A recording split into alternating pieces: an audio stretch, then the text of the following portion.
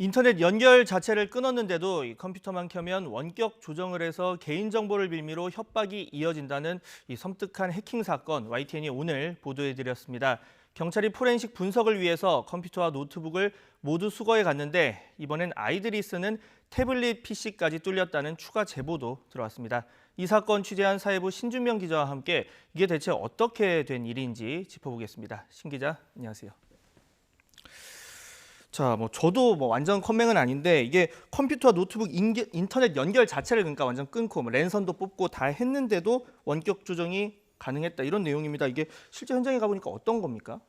네, 그렇습니다. 컴퓨터만 켜면 누군가가 그림판을 켜서 개인정보 그러니까 아이들의 학교, 또 네. 이름, 또 차량 번호까지도 지금 이렇게 그림판에 적는다는 제보였습니다. 욕설이나 조롱도 담겼는데요. 제보자들은 네트워크 연결을 통한 해킹이라고 보고서 집안의 모든 인터넷 연결을 차단했는데도 같은 일이 반복되고 있다고 제보했습니다. 그런데 사실 해킹이라는 게 네트워크가 연결돼 있어야 가능할 거라는 게 그렇죠. 좀 예. 상식적이지 않습니까? 그래서 저희 취재진도 굉장히 믿기 어려웠고 직접 방문해 확인하게 됐습니다. 그런데 실제로 집엔 인터넷 모뎀의 전원 콘센트를 아예 뽑아두었고 컴퓨터에 연결된 랜선도 빼두었습니다. 비행기 모드, 그러니까 모든 네트워크를 차단하는 기능이 가능한 다른 컴퓨터와 노트북 등은 모두 비행기 모드를 켜둔 상태였습니다. 심지어 경찰과 컴퓨터 업체에서 블루투스도 해킹의 원인이 될 수 있으니 꺼두라고 해서 다 꺼놓은 상태이기도 했습니다. 옆집에서 전파를 타고 해킹을 하는 건 아닐까 의심한 제보자는 벽에 알루미늄 호일까지 붙여서 전파를 차단해 보려고 노력하기도 했습니다. 이렇게까지 했는데 컴퓨터에는 그림판에 또 올게라는 섬뜩한 메시지가 남았고 보는 저희도 그런 섬뜩한 느낌을 받을 수밖에 없었습니다. 네.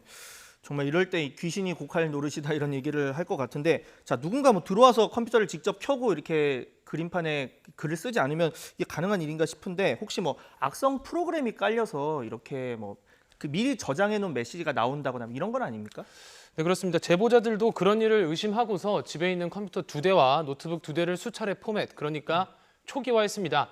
인터넷 모뎀과 공유기 그리고 랜선까지도 교체했는데요. 심지어 컴퓨터 한 대는 컴퓨터 수리점에 맡기면서 네. 이런 해킹 현상이 발생하고 있다고 설명하니까 업체 쪽에서 황당해하면서 그럼 우리 PC를 하나 빌려줄 테니 블루투스 기능이 없는 PC를 빌려줄 테니까 한번 사용해보라고 권유까지 했다고 합니다. 예. 그런데 그 컴퓨터도 집에 있는 가정 랜선에 연결하고 전원을 켜자마자 조롱하는 메시지와 또 다른 개인정보가 그림판에 적혔다고 해요. 또 제보자는 경찰에 해당 사건을 신고한 날에 경찰의 지시대로 모든 네트워크를 차단해 놨습니다. 근데 그날 밤 바로 그림판으로 다시 누군가가 접속했고 그림판으로 실시간으로 대화까지 나눴습니다. 이게 쌍방향 소통이 가능했던 건데 컴퓨터에 저장된 악성 프로그램이 정보를 보여주는 건 아닌 것으로 보입니다. 현장에 출동했던 경찰도 귀신이 한 집 같다며 당황했다고 합니다. 네, 컴퓨터를 바꿨는데도 또 이런 일이 발생하니까 더 좀 특이한 사례인데 이런 가운데 어젯밤에도 이 태블릿 PC에서도 비슷한 또 제보가 들어왔죠. 네, 그렇습니다. 어젯밤에 발생한 일인데 일단 화면을 한번 같이 보시겠습니다.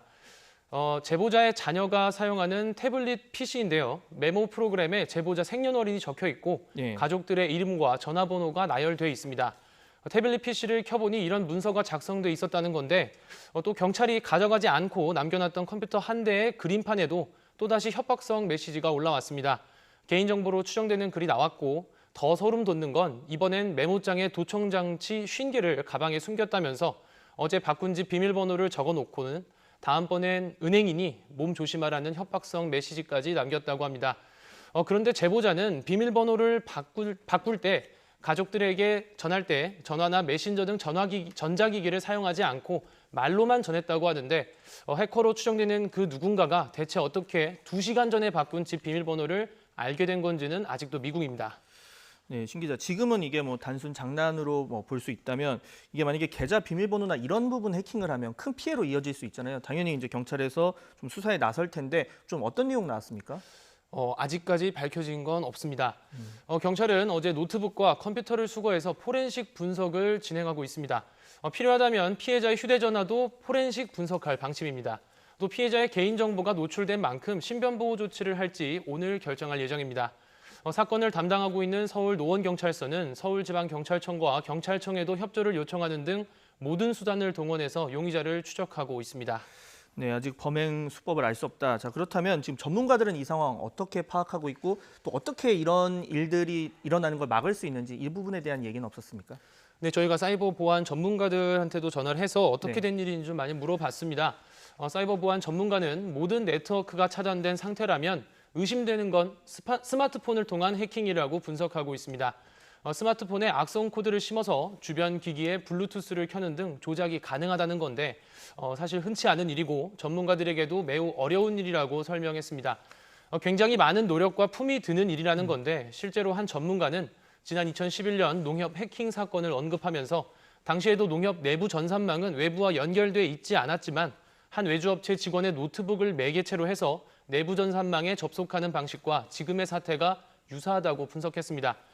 또 다른 전문가는 다른 분석을 내놓았는데요. 네.